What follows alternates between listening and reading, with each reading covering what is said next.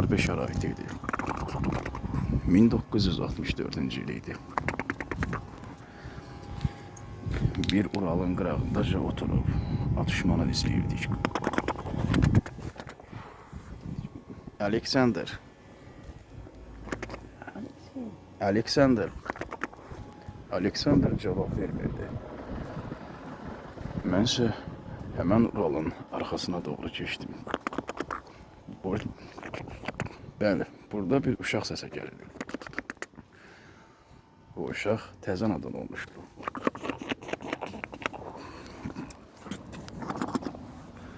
Təkərlərin arasından uşağı götürərək baxdım və ona ad qoymaq istədik.